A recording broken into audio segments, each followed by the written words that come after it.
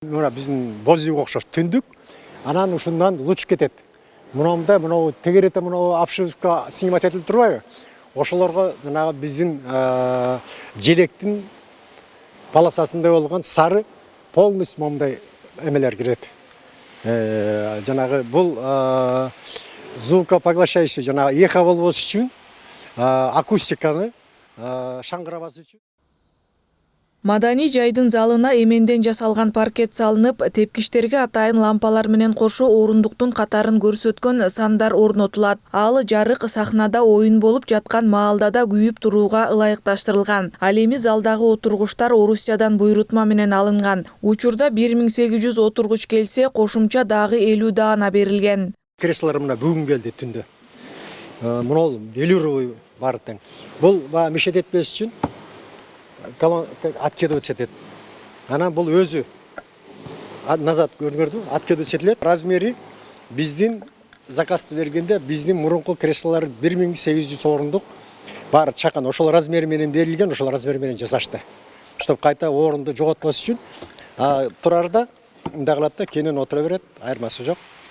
Абдан жакшы, качественный экен.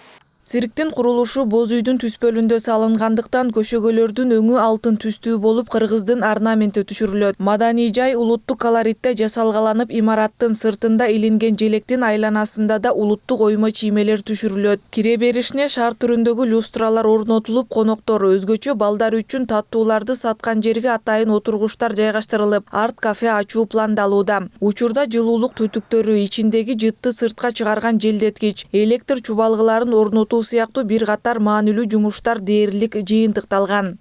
Тренировочный залдар жок болчу. Ошо эки залды капитальный ремонттон өткөзүп берип атышат, сонун кылып. Аттар турган жерлердин баарын тең сонун кылып туруп, ылайыктап баарын тең жасап атышат. Мен ойлойм, бул биз үчүн өтө чоң, Кыргызстан эл үчүн өтө чоң жаңылык. Качевинг деген жаңы Кыргыздын программасын дайындап атабыз. Ошо менен ачылат, Кудай берсе. Эми ачылышы бизге дагы 1-2 ай бериш керек. Биз почти 8 айдан бери манеж жок, репетиция кыла албай атабыз чынында. 2 ай уруксат берсе, 2 айдын ичинде биз программа дайындалып атат, бирок манежде дагы репетиция кылышыбыз керек. Ошо октябрга барып кылып атат го.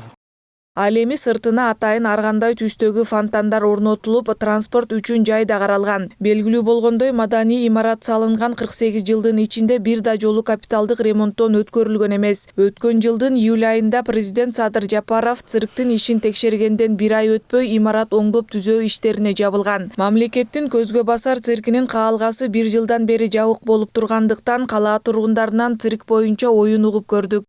Кейділі апарып қалдым, аз мұрдағадай, аз 1 айда бір болса. Мұрда біздің, мен бала кез шардылы чоқайып қалдым да.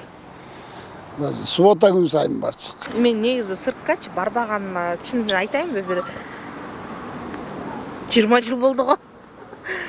Балдарымды билбейм, балдарымды алып барат болчумун, конечно, бүтсө деле бүтпөсө делечи, сырк это балдарга керектүү нерсе да. Биз мына Союзда чоңоюп калганбыз, эчен жолу цирктерде барганбыз.